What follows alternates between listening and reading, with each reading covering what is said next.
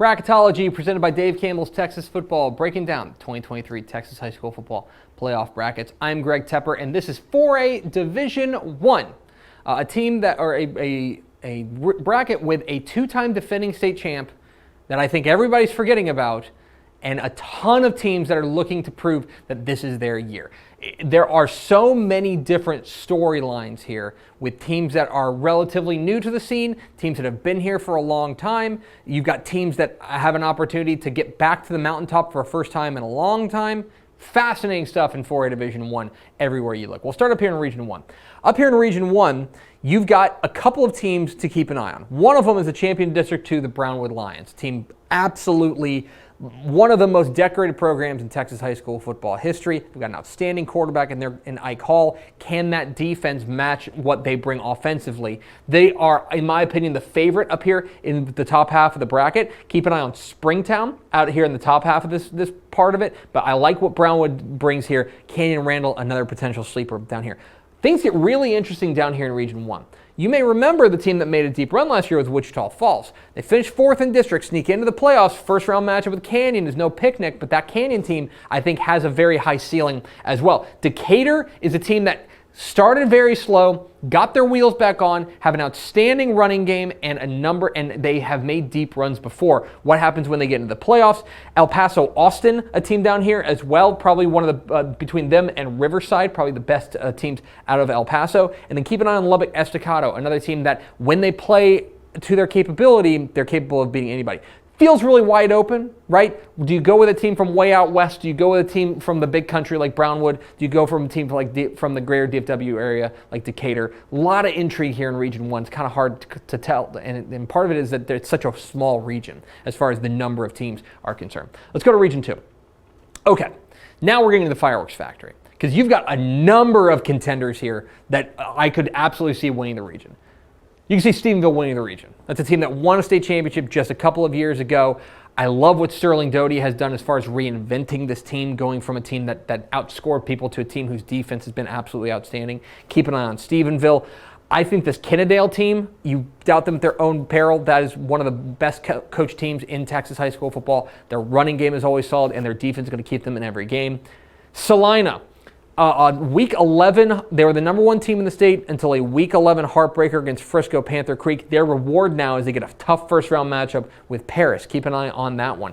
Then Frisco Panther Creek, the team that knocked off Salina. Is this their time, making their first opportunity to make a deep run? What we saw in Week 11, is that sustainable? Can they continue to do that once they get in the first round of the playoffs? I think that if they can get past Kaufman, Waco La Vega probably looms in the second round, and that is a team that I think is starting to play really good football right now. And then down here at the bottom half of the bracket, you've got the two-time defending champs in China Spring, the team that nobody's talking about. Cash McCollum and this team are going to be dangerous, and we know that they are that team that has a little bit of magic in them, but a second-round matchup with Anna is a tough deal. And one of those teams is going to get knocked out in the second round of the playoffs and feel like they missed a huge opportunity. Fascinating stuff in Region 2, and you could go a variety of different ways. On to Region 3.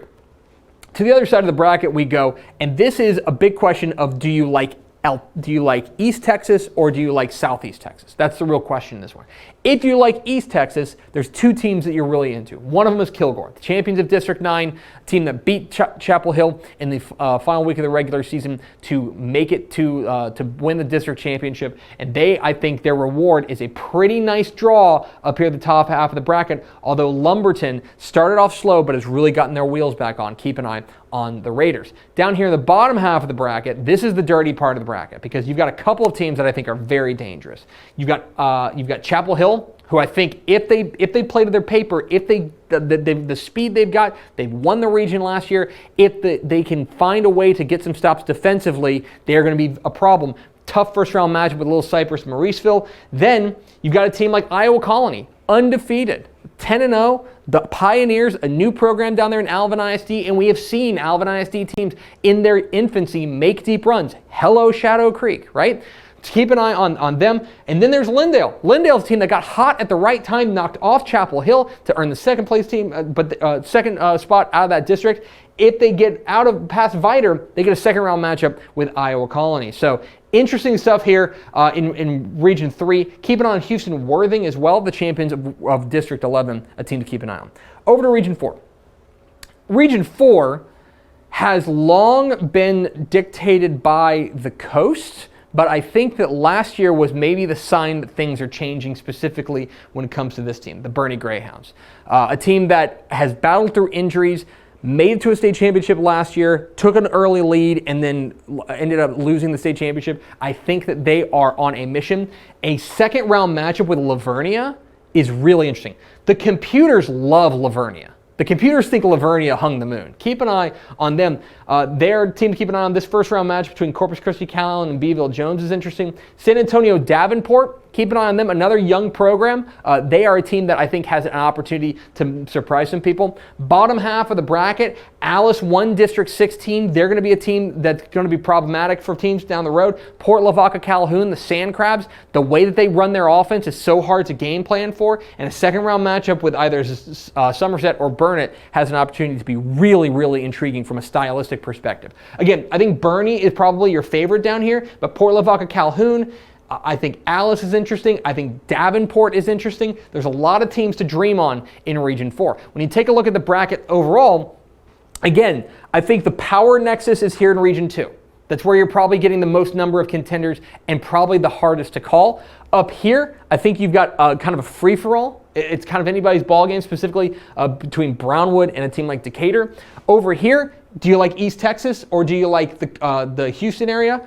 And then down here, where do you like, do you think Boerne has what it takes to make it all the way back to AT&T Stadium? That's the real question in this one. There's tons to break down in 4A Division 1. We'll have you covered every step of the way at TexasFootball.com.